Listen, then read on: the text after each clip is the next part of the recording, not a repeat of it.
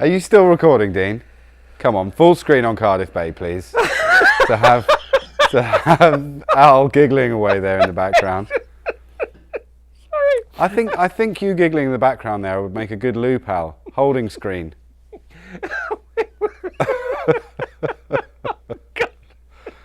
You look a bit like a Batman bad guy, giggling away there in the background. You should see the back of the head. It's a Bond villain. I tell you. Oh dear! I think with the shiny forehead, I look a bit like somebody from an 80s computer game. I think I've overdone it with my facial hair sculpting.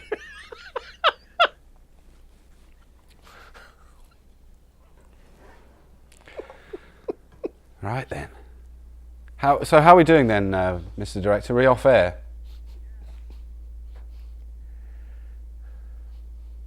Oh, thank you. Oh. So, here we are. Well.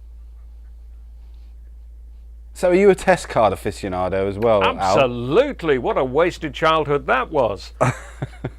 Did you turn the sound down or do you listen to the tone? Oh, I listen to the music and the tone, yes. 1 kilohertz on BBC One. 400. 1 kilohertz or 1 kilohertz? 1 kilohertz tone on BBC One, and and on BBC Two it was 440. Wow. Whilst ITV were boring and used 400. So yes, but it was the music for me. The music was quite excellent. And so there's a story. Well, I think that's all we have time for now. Thank you very much to Al Dupree down in Dupre, I should say. Sorry, mispronouncing his name. Down in Cardiff Bay.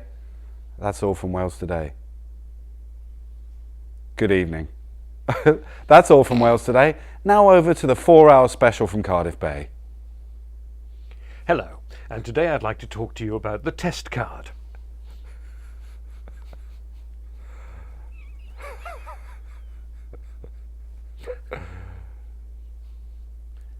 That button there.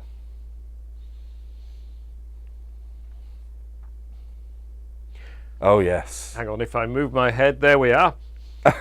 Hello, and today I'd like to talk to you about the test card.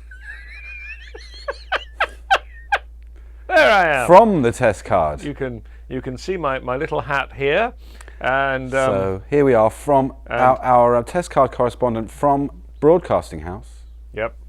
Now there's my hat there, and over. Where is she? There. That's Carol. Carol Hersey, who's the daughter of George Hersey, who was the main designer of Test Card F. And this is Test Card F that we see behind you, is it, Al? Well, it's based on Test Card F, but this has gone through so many modifications now. I think this one is Test Card X. Which is quite a mysterious sounding test card name, isn't it? Well, there was a Test Card W for widescreen, but then they went HD, you see. So so I have a feeling this one might be Test Card X, but it's all, I don't know. But that photo that you're looking at behind me there of Carol and Bubbles, the clown, was taken by a man called William J. Pilkington, who lived in Pinner in Middlesex.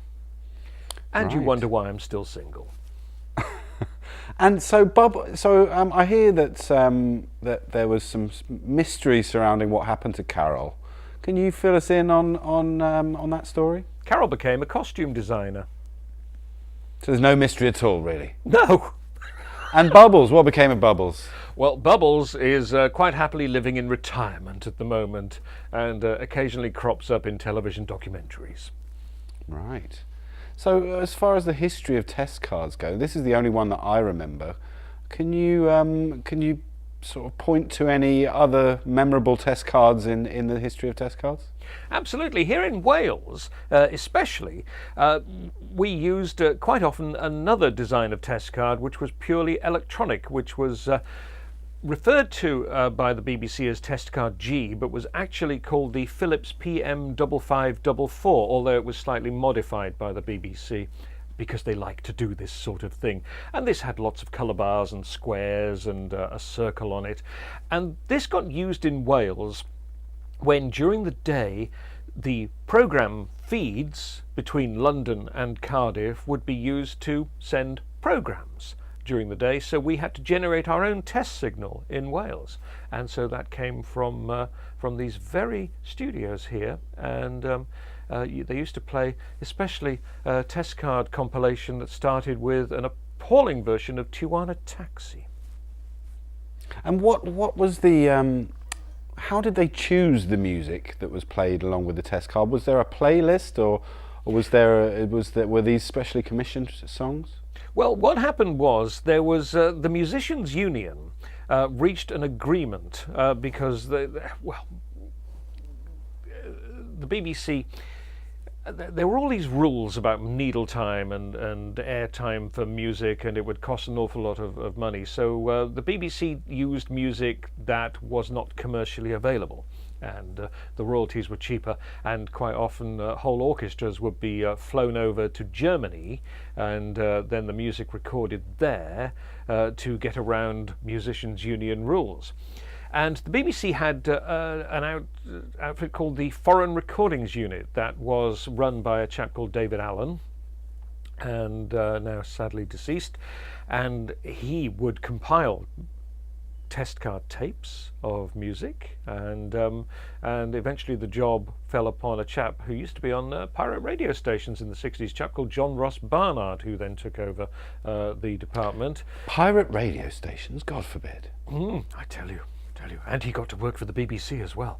And then many years later, after the Foreign Recordings Unit was disbanded, it was just left to individual music publishers. They would supply tapes of music to the BBC. And then things really fell apart around 1982, and it all got very dreary and boring when eventually we just ended up with pages from CFAX during the day. And, I remember the pages from CFAX, and I remember being very confused when my remote control wasn't able to enter the numbers that might change the CFAX page. Extremely confusing. The most fun thing to do, of course, was to press the mix button on your remote control, and then you would get the television and CFAX as well at the same time. Which was even more confusing when BBC One was playing CFAX. And you wonder why I'm still single. Well, Al Dupree, sitting there on Carol's knee. Oh yes. Thank you very much from Broadcasting House there. So we'll be back with you at 6:30 this evening, and until then, from all of us in the studio, good afternoon.